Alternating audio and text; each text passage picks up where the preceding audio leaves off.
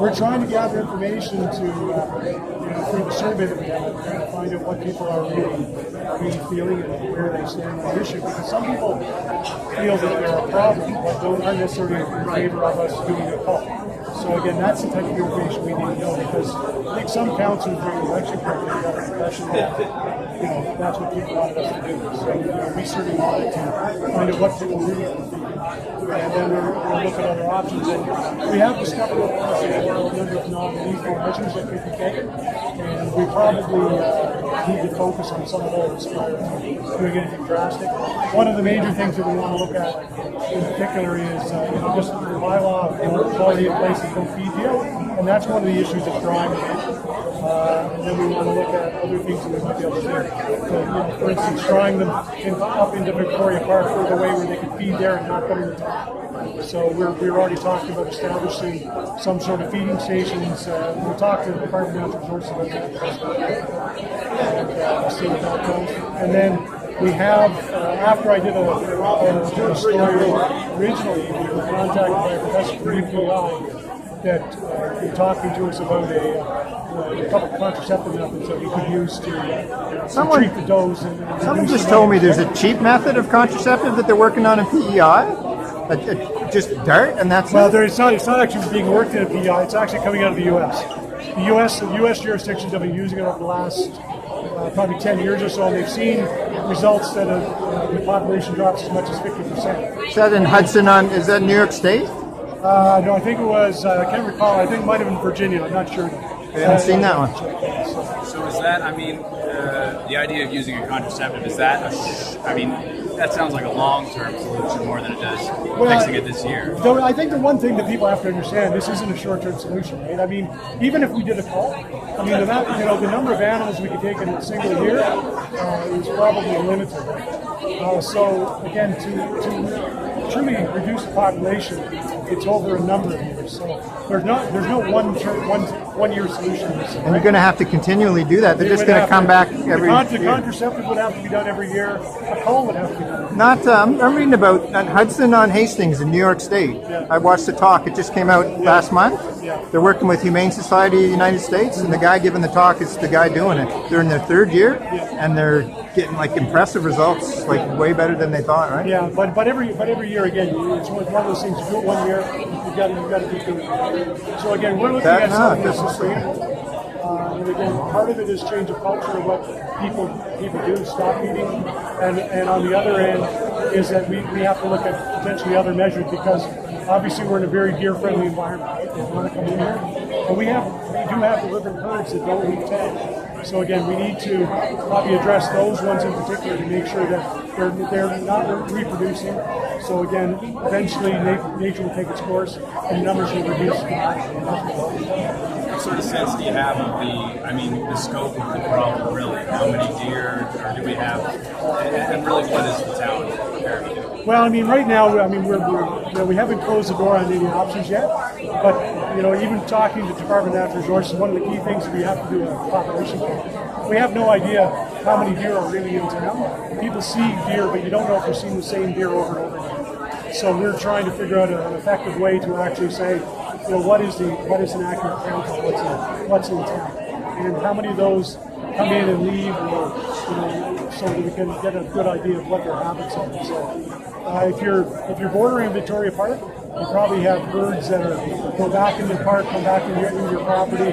They don't find food, they cross into another property, right? So we're looking at that. But we do have to get a handle on the actual numbers.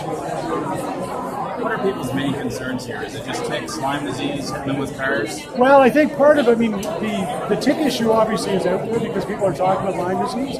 Interestingly enough, though, we've been talking with public health, and they're here tonight, there is no Lyme disease right now in the Truro area. That's not to say it couldn't be introduced, but Lyme disease comes from rodents, comes from birds, comes from a lot of other animals as well too. So they call them deer ticks, so people say they only come from deer, but they come from other animals as well. So we're just conscious that we want to inform people about that particular issue and deal with that.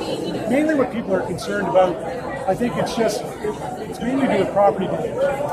As far as deer vehicle collisions, last year on record we have 14. That's not saying there's 14 accidents.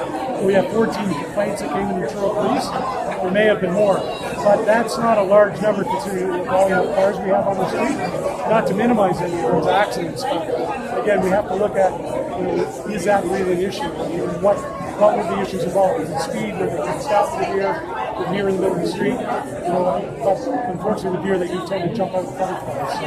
In fact, we had a police vehicle run off the road last year because of the deer. So it happens all, But so we're looking at, mainly I think a lot of people are here tonight about property damage, losing a lot of the vegetation in their yards, having their yards trampled. And it is, the deer can be a nuisance, but on the other end, the other half of the people here think they're a wonderful thing to have in town, and they love watching them every day, and they find it a very peaceful part of the town. Could you have a municipal plebiscite? Is there such a thing? Well, to some extent, the survey is doing that, right? It's asking people, what is it you want us to do? And plebiscites aren't normally binding or anything, are they? They may be binding, but I think really, council has heard through the election campaign that people would like something to be done. So, we're looking at what that something is, right? And it may be limited measures at the beginning, or depending on what people actually say. It'd be very difficult to get money from the province. Would that be necessary? Right now, the provincial government in Nova Scotia is not looking at funding this. It is in BC. It provides municipalities with funding. Okay, I'm looking at Cranbrook and Oak Bay. Yeah, in fact, the provincial government of BC provided, I think, up to $100,000 for municipalities to deal with their problems. But BC has a different issue because they've got deer and elk. So, and sometimes there's communities that have eliminated their deer problem, and the elk have moved in. So, it's, again, different thing. Be careful what you ask for. What's your name again? Mike Dolter. Dolter.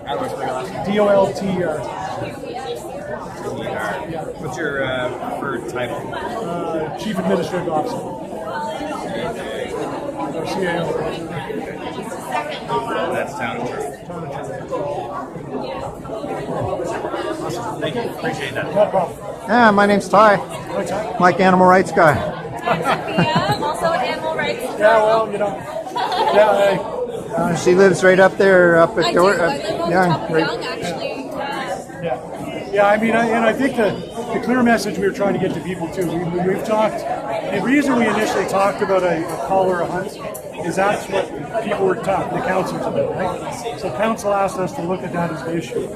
From a staff perspective, we said okay, but there are other alternatives out there. We've been talking to DNR, and DNR kind of talked about hunts as well too. So we kind of took it on our own to look at other alternatives. Unfortunately, relocation isn't really an option. Yeah, they're just going to come back, And they're right? going to come back, and it's cost prohibitive. It's just it's upwards of $3,000 an animal. So it's either hunt or contraceptive. Probably, and then a combination. And we might the possibility of putting feeding stations higher up in Victoria Park is probably more of a real possibility. Isn't that interfering with wild natural order, though? Well, it is to some extent. These guys have a problem with the DNR? Or? Well, we'll talk to them about that. We haven't talked. That is one of the recommended solutions. Only on the basis that it kind of intercepts them coming into town. It doesn't give them the reason to come in. Right? I know. So again, it's something we have to look at. But of course, the other issue that coyotes aren't stupid either. So they figure out where the deer feeding station is. They'll be waiting for the deer to come. Gosh, out, right? I never even thought of that. Yeah. Yeah. So that's a possibility as well. But again, we need to. We need to research it, right? So the real thing, the plan for the summer was to try to get a population count done and see where we are. That's what they're doing in, I think it's Cranbrook. They're using radio collars on them, studying. They got cameras there. I was just reading a recent article the other day. They got cameras up all over the place too, looking at. Yeah, we're trying to figure out an effective way to actually do a count as well, which is not easy. Yeah, it's not. That's what I'm reading about. It's not so easy to know how many there are. We talked to DNR. They said, okay, so how do we know that the deer on that street, an hour later, on this deer on that street? So, The radio collars make sense. Yeah, but again, it comes with a big expense. So. Maybe you could just dart them and like a whale tag, right? Well, we've had everybody talk about everything from paintballs to whatever, but I mean that can traumatize them as well too. From what? Paintballs to mark the deer once you count them, you mark them. So yeah, even the contraceptive. If we use a dart system, there's a paint that goes with it, so that when you hit a deer, you know you've done it. Right on. So I didn't know that. There's a bunch of different methods that are out there. Yeah, it's good talking to you, man. Appreciate it. So nice to see, like you're open to so many ideas. We are. I wanted to come to a meeting and yell at somebody, right? It's like, That's why we set up like this. We want to avoid anybody yelling. it's now, I was thinking like, you're not an elected politician, right? No. Like it's a political loser, almost no matter what you do, Well, I right? mean, the thing is that at the end of the day, my job is to protect council at the time too. I didn't want anybody yelling at me. Right on. At the end of the day, we're trying to come up with a solution with the community.